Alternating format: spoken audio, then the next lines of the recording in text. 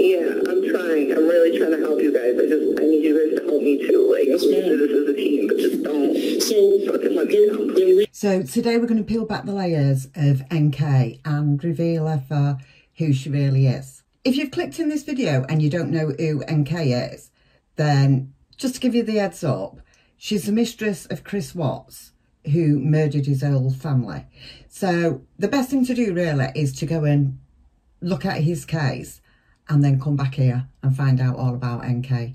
So one of my lovely subscribers asked me to cover this case about NK, and I'm sorry it's been a long time in the making, but wow, what a character NK is.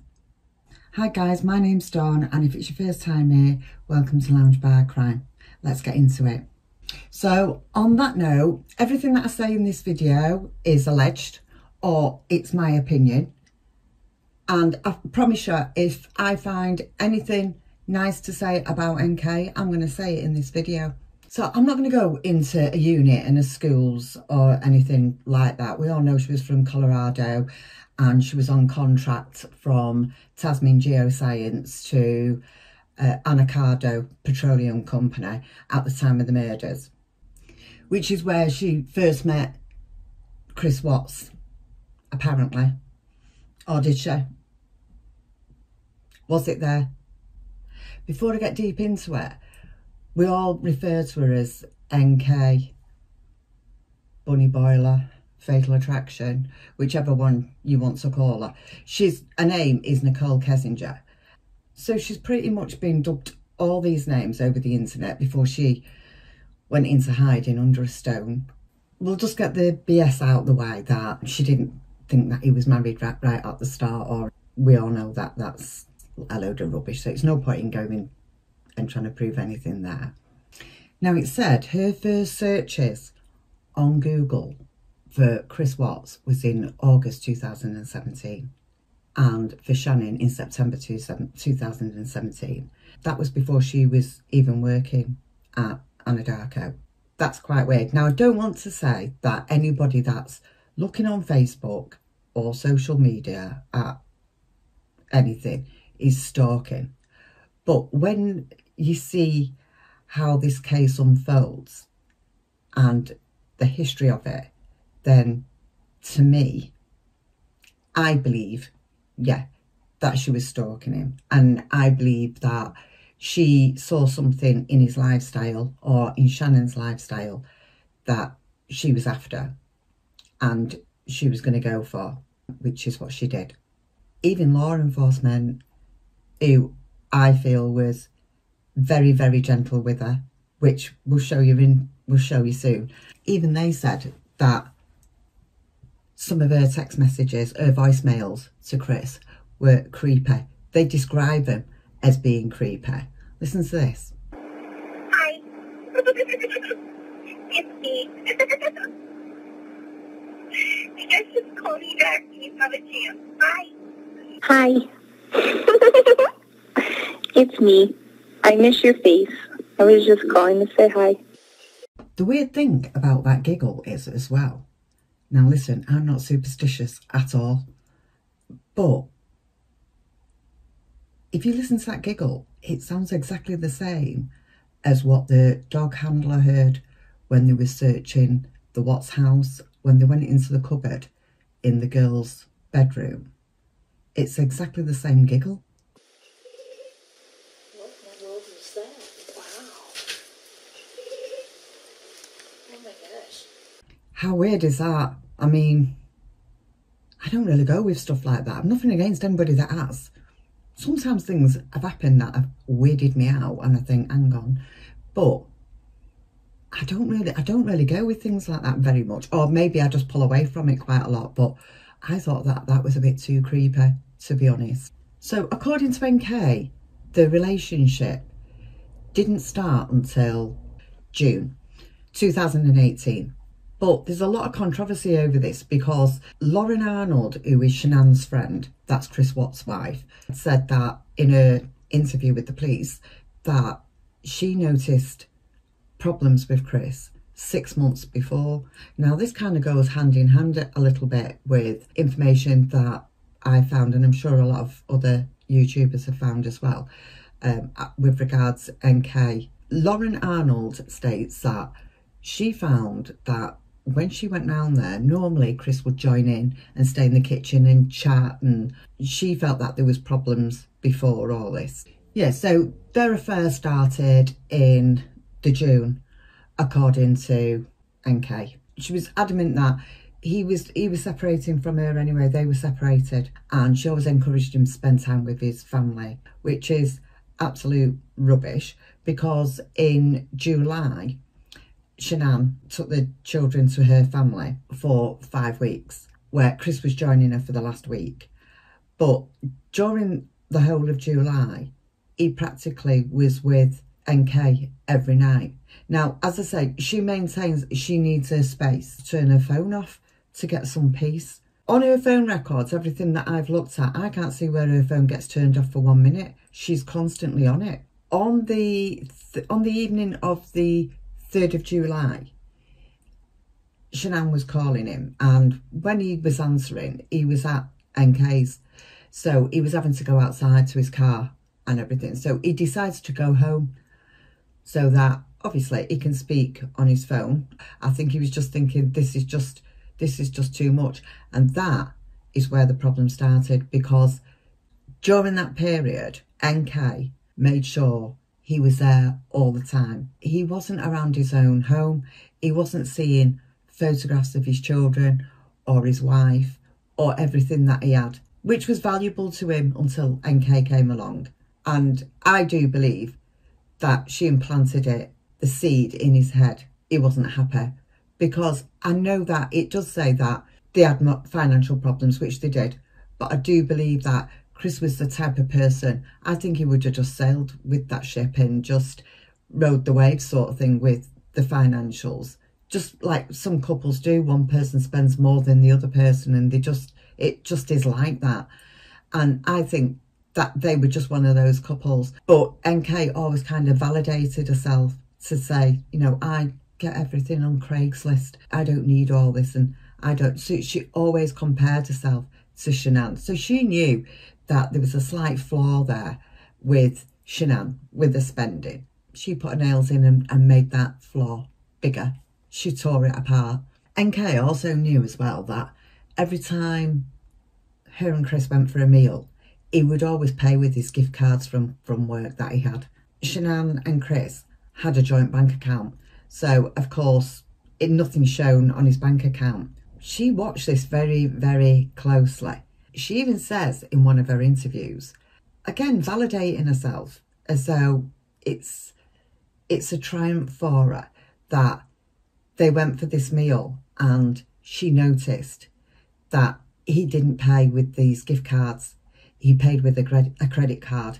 It was a light blue credit card. She even copped the colour of it. And again, in her head, that to her was more ground gained, if you like. She thought, right, you know, he's not bothered anymore. But he was bothered. So once Chris Watts was speaking to his attorneys told him, you know, did you know that she noticed that you paid with a blue credit card? And he didn't know. He said, I actually did want to turn around and ask her, you know, Nikki, could you pay for this? You see, it wasn't that he didn't care about Shanann finding out. It was that he had no other way of paying for it. But she sat there, she sat it out, and she watched him pay. And she knew. She clocked the colour of the card and everything. It was then that Chris knew that the game was up. Shannon used to get a notification when the card had been used. And so did Chris. They both got notifications when the card was used. He'd said he'd gone to the Rockies game. He'd gone for something to eat. She saw the amount. And it was something like $60 odd, $62 or something. He knew then that Shanann was onto it, or she would know that there's a problem. So during the month that Shanann was away in Carolina with her family, it was planned that Chris would go for the last week. NK knew, you know, she only had so much time to work with, and we don't know exactly what she did with him to turn him so quickly. And this is why, for me, there's a massive discrepancy. In 5-6 weeks, nobody would turn that quick in order to dump the family and everybody, or murder the family. So far as I'm concerned, there was something going on long before this. So for the last week that Shanann was in Carolina, Chris joined her for that week, and it was clear to the family when he got there that there was trouble within the relationship. During this period as well, Kessinger, NK, was at home looking at wedding dresses. So as I said, Chris flew to Carolina to join Shannon for the week. He comes back, well, they come back approximately around the 7th of August. And on the 9th of August, Shanann is going away for a few days to Arizona on a business trip.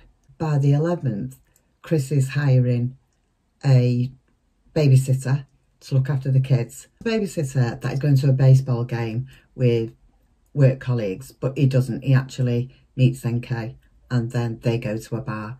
Now, Shanann returns in the early hours of the 13th. She should have been home on the evening of the 12th, but the flight was late and she doesn't get in until the early hours of the 13th. It is from that time she gets in at 2 a.m. to the morning, 5:30, that the murders take place. I'm not going into the murders on this. One of the other iffy things about this case is she contacted Chris every morning. On the 13th, there's no contact between them until around, I don't know, near 5 o'clock. Yes, it's a bit suspect that, you know, she's messaging him.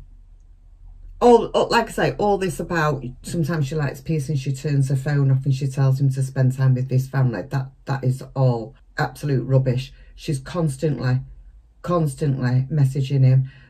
All the way through July, she wasn't happy unless he was there with her. By the way, on the 3rd of July, when he stayed round there, when he did leave to go home because of Shanann calling all the time, on the 4th of July, NK turns up at Chris Watts' home and Shanann's home.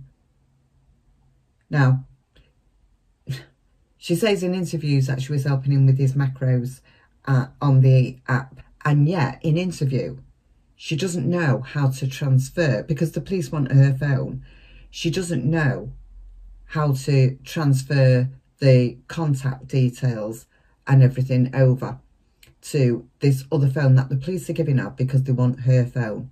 In between, and she has deleted hundreds of messages off her phone. There's a woman, her 2 children, and the unborn baby missing, and she's bothered about handing her phone over. She doesn't really want to do that. Now, to me, I would think, okay, so she's got naughty photographs on there. You know, like I said, if there's 4 people missing a family, you just throw the phone at them.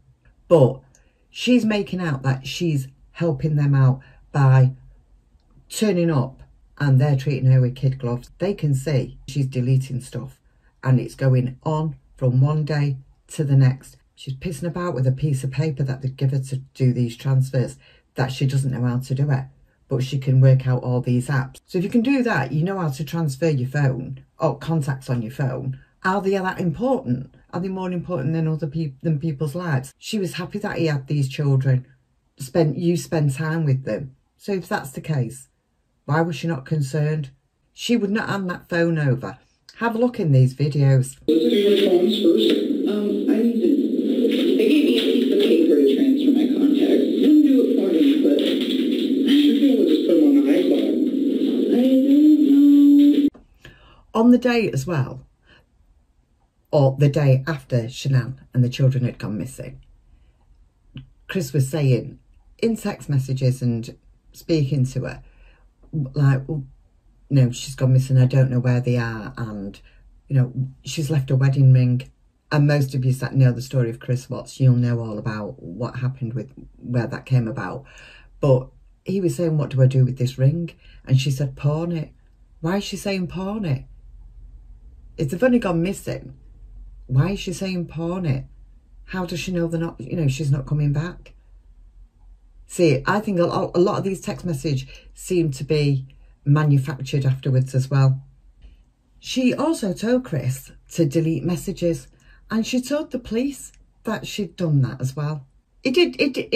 He deleted loads. But when the police asked her, her reasoning was that because it, you know, it had rude things, there was rude pictures of her in it. And also, she was annoyed at him. She didn't know what had happened with his family. She just more or less, don't speak to me until, you know, your family's found. Delete them messages. And I just found that all just not convincing at all. This is a man that she'd been chasing for however long. And she was asking him just to like delete everything because she was annoyed at him. And don't contact me until your family's found. It's not adding up. It just is not adding up. Also, Chris wasn't the only one she told to delete messages, but we'll get into that in a bit. So just say, when I first heard about this case, I didn't think for a minute that NK was involved. I know like a lot of people on social media, on TikTok, Instagram and YouTube, they say that on the mornings of the murder, that they can see these shadows and they can actually see NK. Personally, I can't. That doesn't mean that she wasn't there just because I can't see her. I just couldn't see her at all, you know, all these figures and shadows and things like that. But when I started watching the interviews, that's when things wasn't adding up. Yeah, listen to her father, her dad, Dwayne Kessinger, when the questioning with regards to the baby gets a bit too much and he doesn't like it. Just listen to what he does in this interview. Forgive me, but if he takes her out of the picture, you're never going to know that she was pregnant, right? What do you mean takes her out of the picture? Like, if he murdered her, she's out of the picture. You're never going to know if she was pregnant. If he can get away with murder, you're not going to. I got divorced from my wife. You see, do you understand what I'm saying here? If she's gone, but this don't lead. Hypothetically, please. Don't hypothetically, lead if she, okay. You understand where I'm going. If right, you but didn't know, you're leading into questions that are nothing with your. If you didn't know, though. Wait, Nick. That she was there. Did you hear what I said? I'm following you. I just want. I mean, who is he? This Dwayne Kessinger, that he can do that. You know, I've heard that, you know, he's got some flack along the way somewhere. I'm not too sure what. Why does he believe that he can do that in an investigation to missing people? That he can dictate how his daughter's questioned? I mean, a lot of people do say, what is he doing in there anyway? Yeah, what is that? It's not like she's 15. You know, she's not a kid. He shouldn't need to be, he doesn't need to be in there. But it seems to me that he's protecting his little girl and she's having her dad there for a bit more backbone. I mean, I think she's doing a good enough job on her own, to be fair. I don't really think that she needs him. She's handling Kobach very well. Waited till about 3:45, then sent that text to me. And yes, he does know that I will be home at that point. Or getting home. Like, Did you give Mark Jim's information? No, I would really not like to involve him in this. He does not know about this. He doesn't know any of this is occurring. Okay. Like, I was literally so he knows, certainly through the media, that something's occurred. Yeah, he's out of town. He's probably has no idea. Another thing I noticed in the interview as well, when they were onto this, he was asking, would you give us Jim's details? It wasn't like, I will, yeah, definitely. It was like, I prefer not to. Don't forget, children are missing. The other thing is, when they carry on with this conversation, she goes from calling Jim to company. I had company. So company, again, she's deflecting. She's making Jim irrelevant all of a sudden. He's just company. He's not Jim anymore. He's company. Another part of the interviews that I thought was really interesting was that NK won't say Shannan's name. Now, don't forget, Shanann has not done anything wrong. All she's tried to do is save her marriage. I mean, I read the extremes that she went to before she was murdered to save her marriage, with counselling and books, wanting conversations. She just went to the ends of the earth for Chris. And I do believe that Chris loved her.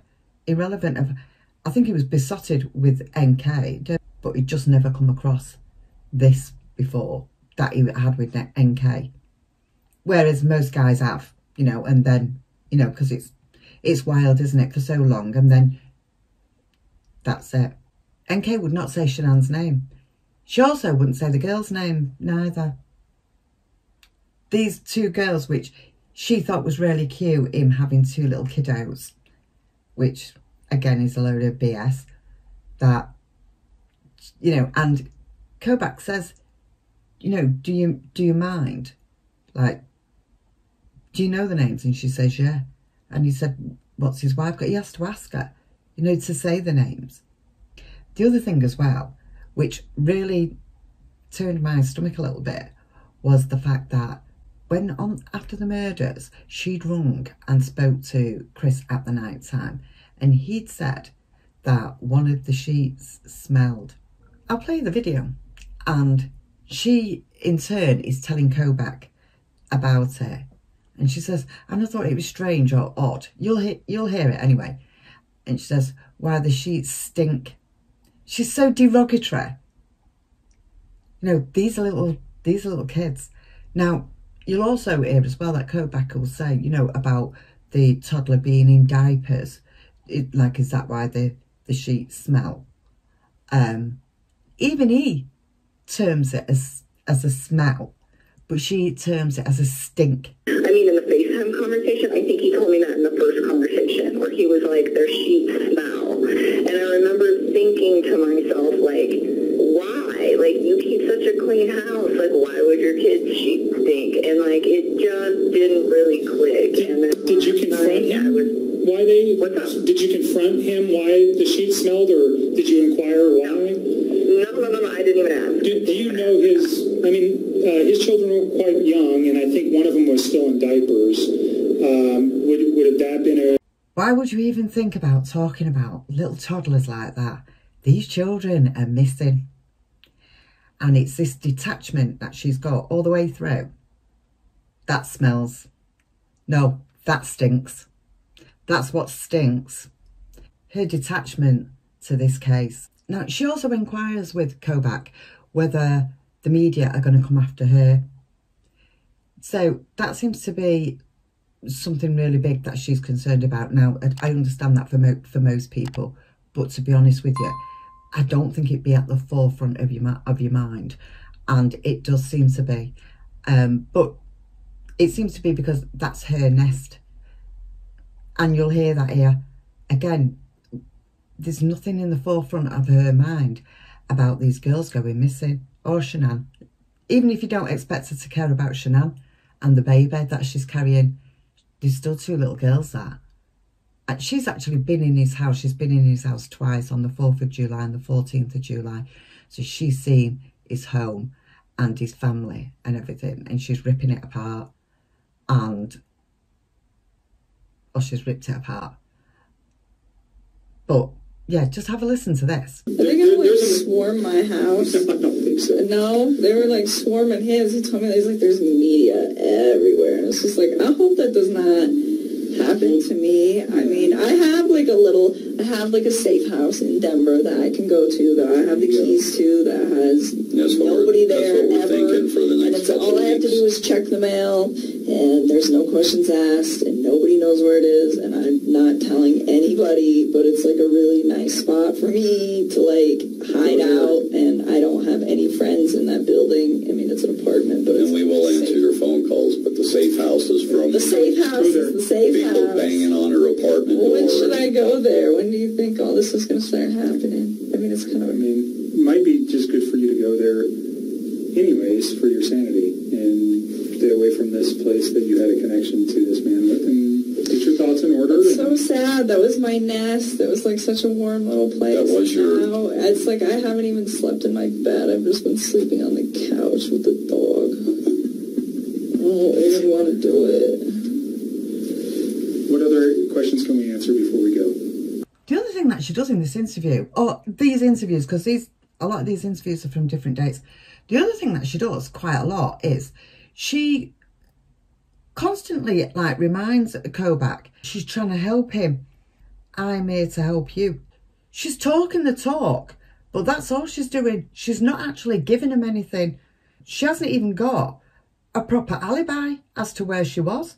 She won't even tell them what the 111-minute phone call was about on the night of the murders. But I think they're quite suspicious, in my opinion. These interviews are quite suspicious to me because she starts doing a bargaining power thing with them. It's not even frowned upon. It's not thrown back at her. Things just keep moving forward in these interviews. Listen to this. Remembering that. Yeah, I'm trying. I'm really trying to help you guys. I need you guys to help me too. Like, Yes, we'll ma'am. do this as a team, but just don't. So fucking let me down. the reason why we can't Just don't. Fucking let me down. the reason why we can't We're a team. Don't let me down. Why would you say that in an interview with an investigator? Because on the interviews that we've listened to, there's no agreement. They're agreeing to be a team that I can hear, that I've heard. So I don't get that. Now, also, Kobach says in an interview as well, you're not a suspect. And talking about the media, when she was worried about the media, he has got zero tolerance to all that if she gets any problems. Why is she not a suspect? They don't know whether she was involved. At that stage, they don't know for sure whether she was involved or not. So why is she not a suspect? And I'm still asking, who is Dwayne Kessinger?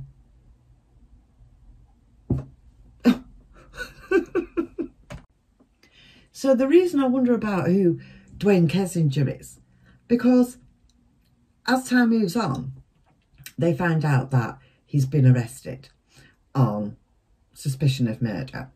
And Dwayne then is wanting to know what happens now. If he pleads guilty, then there's no need for a trial, is there? Like, we can wrap this up. You don't need her. You don't need NK, do you? So I can take her home. Everything's on Kedora. It's all him. Surely we still need to know where NK was and what she was doing. On the morning of the murders, her phone pinged in Frederick, the early hours. Also, like I said, that day she didn't call him that day. And where was Jim? Where was Jim that day? Why not just check his phone? Why not just check his records? So she actually walked into that interview room a few times and she didn't corroborate a story at all. They didn't give her a polygraph. They didn't look on her to see if she had any marks on her. They didn't DNA her. Straight away, they made it really clear that she wasn't a suspect because she kept reminding him that she was in there to help them. Now, we all know cases like this cost millions and they just need to wrap them up. Look what happened with the Stephanie Lazarus case. Straight away, it was two other men. They wrapped it up for 23 years. I've done that case as well. I'll link that below. They wrapped it up. Dalia Dapolito, her case went on for years. They don't want to know. They do not want to know if a case is going on for years and years. What they want is closure. They had her in there and they got no proof of anything she told them. She didn't corroborate anything and they didn't make her. And her company, Jim, who was her alibi, that was just, okay, yeah, Jim. And why is it that Dwayne thinks that he can sit there and tell an investigator how to question his daughter? And why did Dwayne go in with her in the first place? As I say, why not just let her go in on her own? This is why there is such a big hoo-ha all over social media about NK. Here's the difference between Kobach interviewing Kessinger NK and interviewing the babysitter. Just listen to this. See if you can hear him stuttering when he's interviewing the babysitter. She's only a young girl and she just answers the questions clearly. Listen anyway. Knows you're talking with me right Yes. now. Okay. So just so the recording knows, your dad is Jeremy? Yes. And Jeremy knows you're talking with me right Yes. now? Okay. So we're talking about Chris and Shannan Watts and some responsibilities you might have had for babysitting their children. Yes. So how long have you known Chris and Shannan? My dad used to work with them, and I think I got to meet them when I was around 6 or 7 years old. So Jeremy is your dad? Yes. And who did he work with? He worked with both of them. They both worked at Longmont Ford. Shanann was a salesperson, and Chris was a mechanic. Okay. Do you remember when that was? I would say probably in 2013 or 14-ish. I mean, that's him interviewing a really young girl who you would expect him to use kid gloves with. Not somebody like Kessinger. That's totally different. His manner, in the way he's questioning, he expects a direct answer and he's getting it. And she's giving it. She's not withholding anything. And I don't think for a minute that she was playing Kobach for a fool.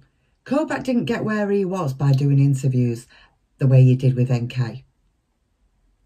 No, there's no way. He's not got that job on the back of doing interviews like that. That was done like that for a reason. And to me, that was to close that case off. They just needed, you see, they didn't want to upset her and it go to trial. Because if that went to trial, the time, the money, everything. So they humoured her. And she thought that she was playing him.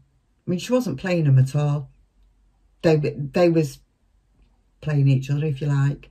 They were of use to each other. And I think that's what happened with that. Also, you know, this with Chris Watts' confession.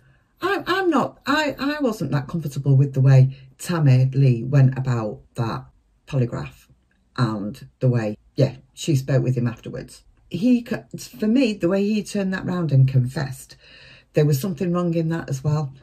Yeah, he said that. He felt like there was something already implanted in his mind. Like I said earlier, I don't think this was all to do with insurance money. I don't at all. I think he would, like I said, I think he would have rode that wave. I think when things, he said himself in prison, he was away from his home for too long. He forgot what it was like. NK, that was quite happy to, you know, she wanted peace sometimes and, you know, spend time with your wife, do this, do that. And I could not see her doing that. Just because he went home early on the 3rd of July, she turned up at his door on the 4th of July and went to his house. Constantly planning things. Again, like Shayna Hubers did. That was another thing that they have in common. She was a control freak. So, yeah, absolutely. I don't believe any of that. And I do not believe that Chris was on his own that morning. I'm not sure that she was at the house. But the thing that I thought was strange was the 2 different oil tanks And as you've seen in the confession, if you've seen it, he put a letter against each tank for who was in which. One, he didn't have the time. And she did ask, why 2 different tanks? I think he was burying Shannon and 2 other people, one up one set of stairs and one up another set of stairs on them tanks, was doing that with them children. There's another reason I think there was those 2 other people there, was because I came across information, let's just say, on the autopsy, which I did not look for. I don't do this to look at autopsy results unless it's relevant to the case, which I know all autopsies are, but I mean, if it's absolutely relevant, I don't really, that's not the part that intrigues me about cases at all. So I came across this information by mistake and was reading it when I realised what I fell upon. And to me, what happened with one of them children, I don't think Chris Watts could have done. I just don't think he could have done that. So, yeah, I believe that he murdered Shanann, but I believe 2 other people. And that is why they were both in different places, let's say. I don't think he did all that on that morning at all. I think he was meeting 2 people there. And I still wonder why they never went through Jim's phone records. Chris has said from prison that he thinks that his family would still be alive if he hadn't met NK. I think NK introduced him to a lifestyle that he wasn't used to, but maybe a lifestyle that he kind of enjoyed and he became a little addicted to. He would have got bored of it, and I think he was definitely gaslighted and coerced. I'm not sure if what other things was going on in her apartment, but he said that he's going to take him to the grave. That's probably not because he's saving her neck. That's probably because of his shame. You know, he don't want his parents or his sister or, you know, neighbours from the area or people from his church. Or that's why I think he's taking it to his grave. The other thing that I wondered was, I did wonder if he felt under threat if he'd have told the truth. I mean, things can happen to you inside prison as well. So I just thought it just seemed a bit weird in that interview that Dwayne's saying, so if you get a confession, is that it? She didn't have to go to trial and everything. And now he's not, you know, I know he's tried to get out and do things, but not off the back of NK. You know, he's not. I know she was lawyering up when she heard, you know, that he was getting lawyers in and everything. That's another thing. He just had a dud lawyer at the start, more or less pushing him. Yeah, you know, he practically batting for the other side. You know, you just, you know, admit to this, it'll go in your favour sort of thing. And that was it. You know, it was done and dusted within no time at all. Also, at 6:16 on the morning of the murders, NK called somebody, and we don't know who that is. So that's a bit strange. She called somebody at 6:16, but normally she'd be speaking, she'd be text messaging Chris. Nothing all day on the day of the murders, but a call to Milwaukee. So when there was an outcry about NK, which there would be, anybody looking at them interviews, I mean, seriously, a 12-year-old could interview better than that. So that was not an investigation. That was a complete joke. So when there's an outcry over social media and everywhere saying about Nichol Kessinger that she needs investigating further, was it Rourke or somebody? They said Chris Watts has confessed and more or less he's going down for it. He's confessed. We are not looking for anybody else. So does that mean that if 2 people commit a murder and one says, I'll take the rap for it, you crack on? Does that mean that that's okay? So 2 accomplices to a murder, 1 does... I mean, we know that this happens anyway.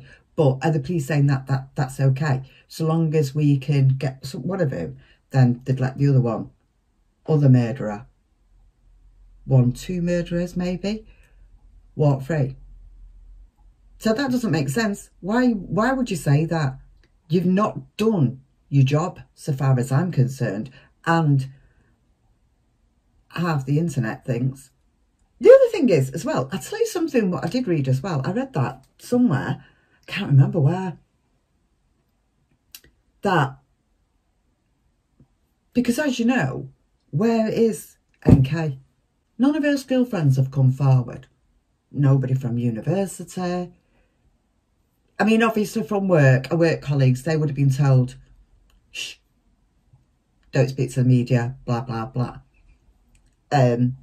Don't know why they can't speak on social media though and just say, yeah, I knew her, she was a right, nice girl, or whatever. But nobody has come forward. And if she had nothing to hide, she wouldn't be in hiding. She would have handed her phone over. She would have said asked. She would have said, come, yes, speak to Jim. I'll give you Jim's number. She would have done all this. She would have talked about what the 111-minute, 111-minute call was about. She would have proved her alibi. But no. And there's Chris. He's taken things to the grave. And I don't think... Chris did have a choice. But I think Chris thought he didn't have a choice. I think Chris felt, he wasn't, but I think he felt trapped. So the other thing is, they spoke to her one friend, apart from this Jim, they spoke to her one friend, Charlotte, and they asked her, did Nichol Kessinger ever speak to you about being intimate with Chris? And she said no, she never mentioned anything like that. Law enforcement then said, well, she did, and they read the text messages back to her, which shown that she told her all sorts. Here's the text messages. This law enforcement officer also, he read these text messages to her and said to her, well, you know, and she said, she's sorry that she'd been drinking and she'd just lost her father, which may be true. You know, obviously that's, you know, a terrible thing to go through. So, but the other thing that happened was that this Charlotte, so obviously she had lied to the police, or she wasn't in the right state because she'd been drinking and her father had died. Either one of them. But he then wanted all, like, the transcripts, the list of all the text messages and everything. Now, Charlotte called NK and more or less said what was asked her what was happening with the case. And at that stage, NK said that she couldn't talk about the case. You know, okay, fair enough.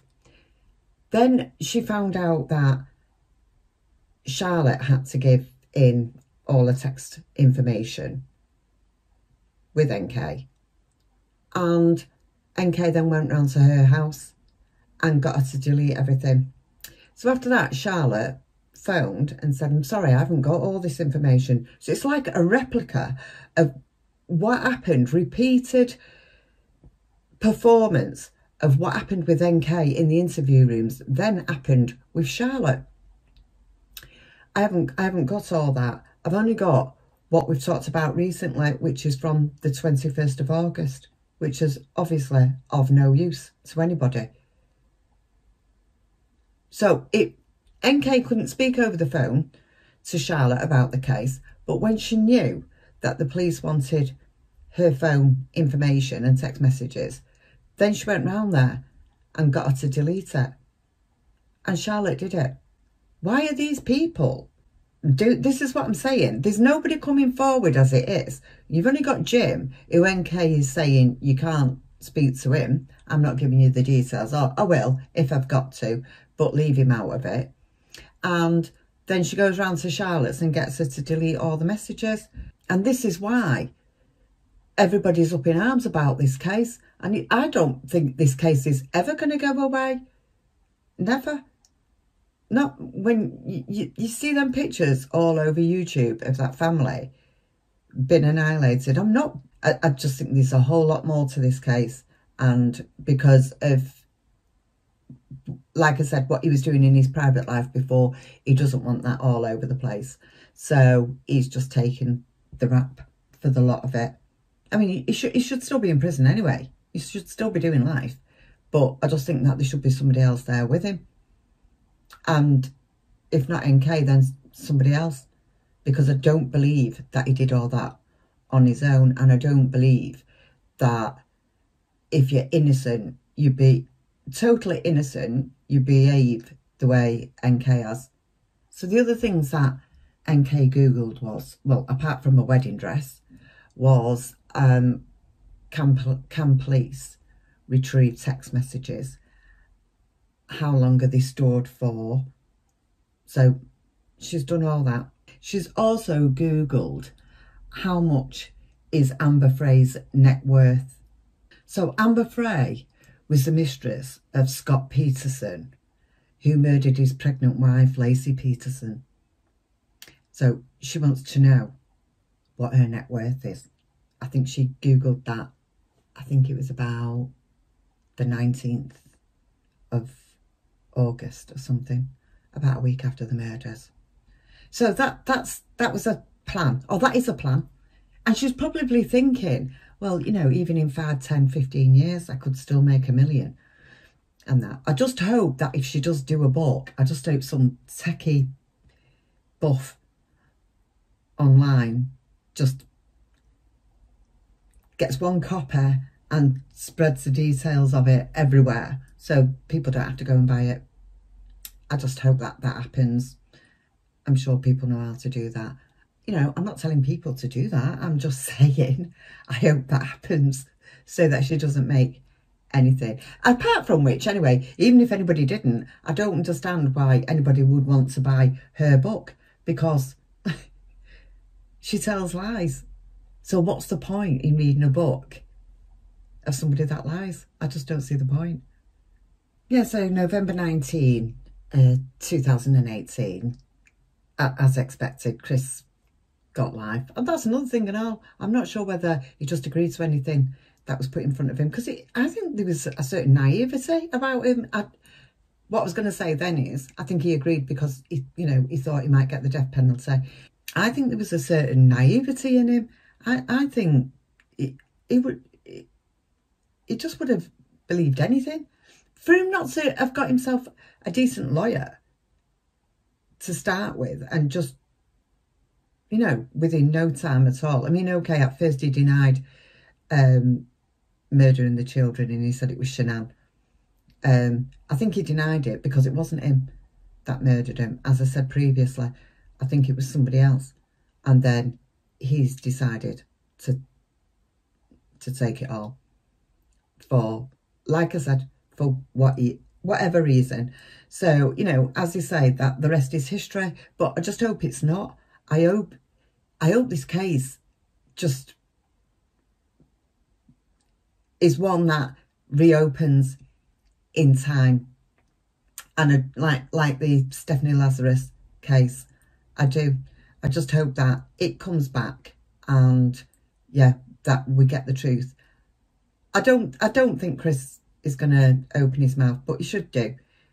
You know, I think being accused of killing your children, what more could be, you know, there's nothing worse than that. So anything else that he did, I don't see as it matters, or that he did.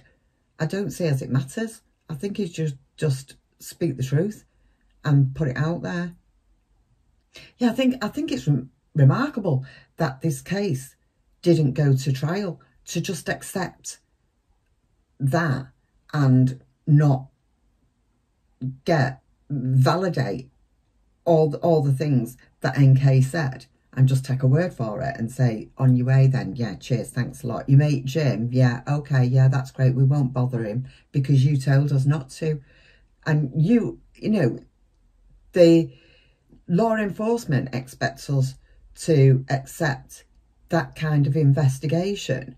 I think that's ridiculous, absolutely. Anyway, as you can see, I did say, you know, that if I could find, or, you know, if I found anything good to say about NK, I would, but I didn't, so I haven't.